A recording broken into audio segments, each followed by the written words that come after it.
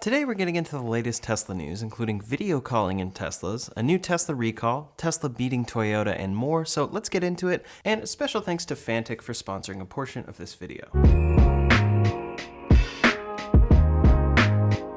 First up today, Tesla is facing another recall. As always, recalls are very important and ensure that everyone's cars are safe, but the majority of headlines leave out any context for Tesla's recalls in particular. We also seem to hear more about Tesla's recalls than any other company. In many people's minds, a recall really means that the car has to be recalled by the manufacturer. So when they see that Tesla recalls more than 40,000 US cars over possible loss of power steering, it definitely sounds bad. Again, this is an important issue to be fixed, but as we see with Teslas all the time, quote, the recall requires a software update that's pushed to the cars over the air. It's automatically pushed to owners. Not only that, but as of November 1st, around a week before this recall was announced, quote, 97% of the recalled vehicles have installed a new update that addresses the issue, and no further action is necessary from those owners. Tesla identified 314 vehicles with the problem originally, and the recall affects 40,165 2017 through 2021 Model S and X vehicles that could have experienced loss of power steering assist. NHTSA said, quote, reduced or lost power steering assist does not affect steering control, but could require greater steering effort from the driver, particularly at low speeds. Reportedly, an October firmware release is actually what caused the issue when driving over bumpy roads and potholes. Quote, the problem began when Tesla rolled out an update for a new calibration value for their electronic power assist steering system, only to have alerts about the update a week later, according to the NHTSA. This recall does demonstrate both sides of a software focus for Tesla. It's great to receive regular updates, get improvements, and be able to have recalls fixed with no action from owners, but this issue was actually caused by a bug in a software update pushed to Tesla vehicles. Next up today, many Tesla shareholders are upset with Elon Musk and his Twitter purchase, mainly because of how it's affecting Tesla. This time, Tesla officially disclosed that Elon Musk sold another $3.9 billion worth of Tesla shares that he is almost guaranteed to be using to finance his Twitter acquisition. Elon has always talked about being the last one out of Tesla stock, but in August, he sold $6.9 billion of it to cover his Twitter purchase. When asked if he was done selling, he said yes, in the hopefully unlikely event that Twitter forces this deal to close and some equity partners don't come through, it is important to avoid an emergency sale of Tesla stock. Well, it appears he had to sell more anyway, selling another 20 million shares worth nearly $4 billion, and most attribute this to Tesla stock dropping a lot in recent weeks. My personal view on this is that it's not great for the time being and is very frustrating, but will end up blowing over long term. Tesla is set up well and executing well, especially on production, without Elon. We're in the midst of him trying to make sweeping changes at Twitter, while also having to pay for his purchase, and most of his money is in Tesla. One way or another, if he tries to do something big like this outside of Tesla, it has to affect them in some way. The main thing I'm curious about is how it affects Tesla's reputation and consumers wanting to buy their brand. Next up today, Tesla and Zoom have officially announced a partnership for in-vehicle video conferencing. Over the years, we've seen Tesla add many features and software updates, and sometimes these include games. Disney Plus was a notable addition to Teslas in recent years, and ultimately, Tesla is only really limited by the hardware in their cars. At Zoom's Zoomtopia event this week, a spokesperson said, quote, I can confirm that the Zoom integration for Tesla will be available on all new Tesla models soon. And a video demo of what this would look like was shared. For now, it seems to be a mock-up of what it will be, but it will use the interior camera, which until now Tesla owners haven't really had access to. It's only used for driver monitoring right now, but has been included in the Model 3 and Y since launch. The refreshed Model S and X added these cameras as well. That means all of those cars should be getting this functionality when it releases. In the past, Tesla has hinted at this feature coming to their cars, and now it's confirmed. You'll be able to click on the Zoom link directly from your calendar, synced to your car, and it will open in the car. The big unknown here is how well this will work. It could be nice to be at a supercharger or other location for a Zoom meeting and have that call off of your phone or laptop, but connection may not be the best in a Tesla. It's cool to see and definitely could come in handy, but I imagine most people will end up just using their normal devices in their car to take the call. We'll see what this looks like in practice and when it will come. So far, there's no news on a release date, but regardless of this particular integration, this does look good for the future of software features and partnerships coming to Teslas. Tesla tends to shy away from partnering with big companies if they can, but here they're directly partnering with the biggest name in video conferencing. Elon Musk has also talked a lot about Tesla integrating Steam to allow thousands of gaming options in Teslas. At a certain point, Tesla is going to be working on developing these apps with companies and finally find it much more useful to just make a Tesla app store in vehicle. That way companies can make their own optimized apps for for Teslas, and then Tesla can be much less involved in the development process. There have been many rumors of Tesla working on this. Here's a great mock-up of what this could look like in vehicle. Elon Musk has continually reiterated, quote, Tesla is as much a software company as it is a hardware company, both in-car and in factory. This is not widely understood. With their software platform and continual shipping of millions of cars on it, it's really going to make sense to dive further in this direction. Ultimately as well, if Tesla is able to achieve self-driving at a level where driver attention is no longer necessary, this will become even more useful as your main 15-inch touchscreen can be used for a wide variety of apps from developers while driving. I think that last part is a ways off, but an app store would be very useful prior to this. I also think it would lead to better software experiences for things that Tesla has integrated but not been able to focus regularly on, like their web browser.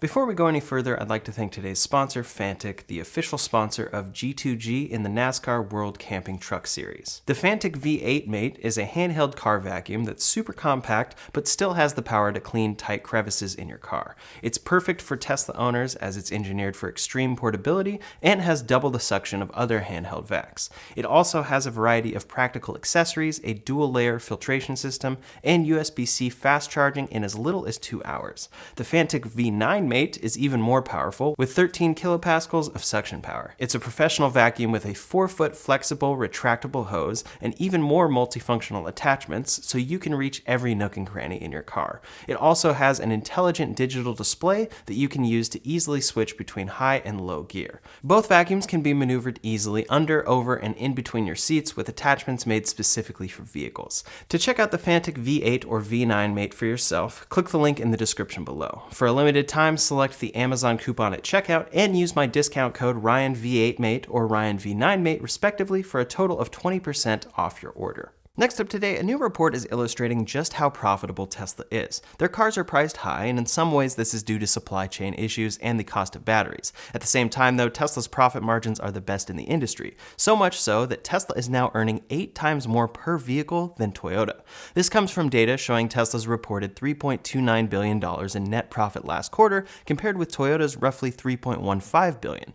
Tesla beat Toyota here, but Toyota delivered more than 7 times as many cars as Tesla did in the same time. For context here, they do mention that for Toyota, quote, the automaker is currently shouldering increased material and electricity costs from its suppliers. So that hurt their profitability, but at the same time, Tesla has become one of the most profitable automakers in the world. This article calculates Toyota making around $1,200 per car, while Tesla makes around $9,570. Even with companies actually making EVs, Tesla's profitability and head start with EV production is continuing to prove difficult for brands to catch. Ford is in the process of refining their dealer strategy, dividing them into 3 divisions. There is Ford Blue for ICE vehicles, Ford Pro for commercial vehicles, and Ford Model E for battery electric vehicles. After dealer pushback, Ford has delayed the deadline for dealers to decide. One big pushback is Ford's new requirement that dealers institute no haggle pricing. Customers will only be charged the sum they agreed in writing to pay on day one, in an attempt to get rid of dealer markups that frustrate many and drive them to brands like Tesla with no surprise markups. At the same time, Ford's CEO is asking dealers to cut up to $2,000 from the cost of delivering EVs to customers. Ultimately, this is directly to compete with Tesla's model, because Tesla continues to beat everyone's profit margins.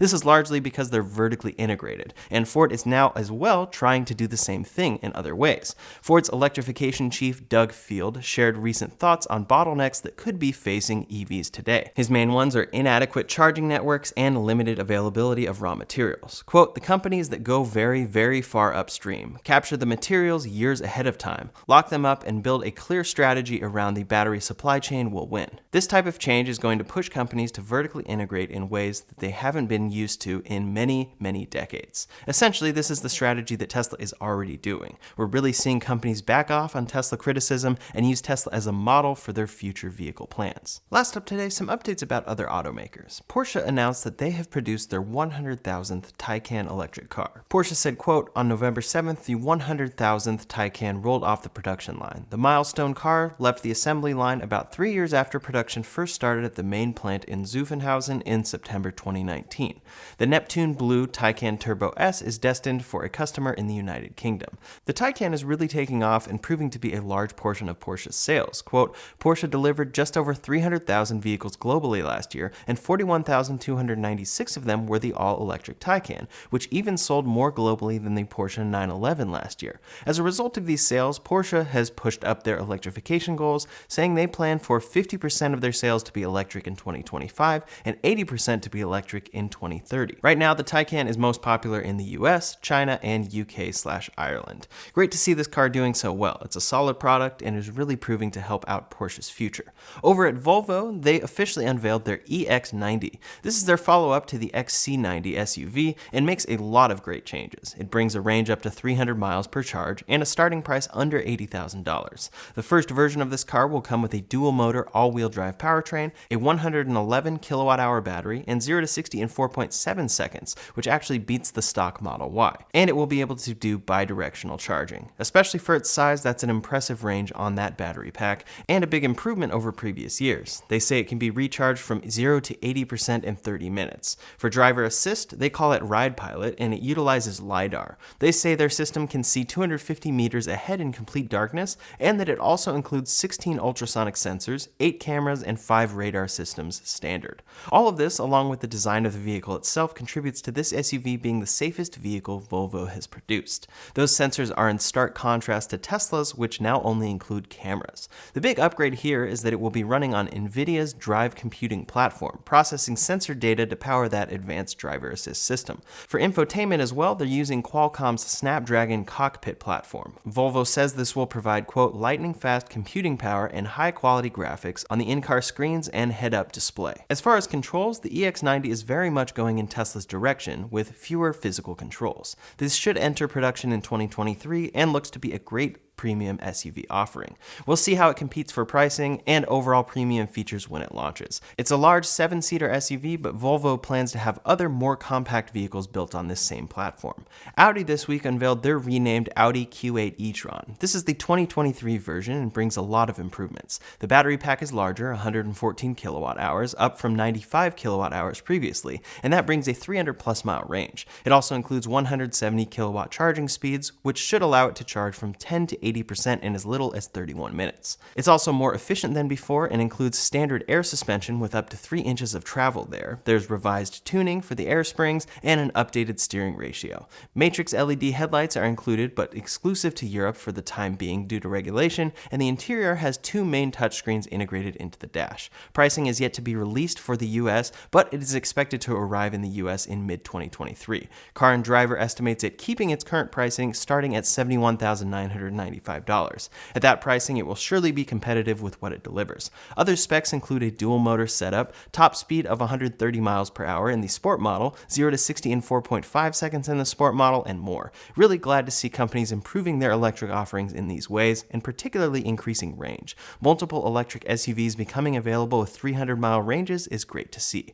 On the more affordable side of things, Kia announced that they are dropping their base light trim level for the EV6 in 2023. This means that the Wind trim at $48,500 is now the base price. Ultimately, that means the cheapest EV6 is now $7,100 more than it was in 2022. The version they are getting rid of had a 232-mile EPA range, so the base model is now 310 miles of range or 274 miles with the all-wheel drive version. For this change, a Kia spokesperson said, with strong sales and continued customer demand, the Wind rear-wheel drive becomes the base EV6 for the 2023 model year, replacing the light rear-wheel drive. With just a $1,000 MSRP increase from last year, its greater range and sought-after standard features, leather seating surfaces with ventilated front seats, external and internal vehicle-to-load ports, smart power liftgate, and a Meridian premium audio system, ensures the Wind rear-wheel drive offers tremendous value for discerning EV buyers. The bigger impact here for Kia will be that the EV6 no longer qualifies for the tax credit in the US in 2023,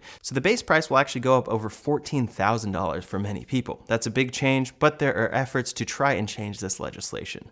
Over at BMW, they just officially unveiled the i7. It's an impressive vehicle, but very expensive. The majority of people are interested in more affordable EVs, something BMW isn't really known for yet. However, BMW has said that they aren't going to abandon this segment. BMW CEO said this week, "We are not leaving the lower market segment. Even if you consider yourself a premium manufacturer, it is wrong to leave the lower market segment. That will be the core of your business in the future." This is in big contrast to Mercedes' plan plans, where they want 3/4 of their investments to go to top-end and luxury segments. BMW is truly beginning to dive into EVs with recent manufacturing and battery manufacturing investments, so this could look good for the future. I'm excited to see what vehicle BMW can bring out in the future. As always, it's really great to see these electric offerings. Competition is awesome, and many of these cars will be competitive options to Tesla's offerings. But what are these companies planning for charging infrastructure? So far, nothing. All of these vehicles will be reliant on networks like Electrify America. Once these cars truly scale, the effects of this will be seen, and hopefully we'll see brands investing in charging infrastructure. It's absolutely necessary. That's all the latest Tesla news for today, so in the meantime, if you want to see Tesla's big battery advantages, you can check out that video linked up here or in the description below. Thanks so much for watching, and I'll see you on the next one.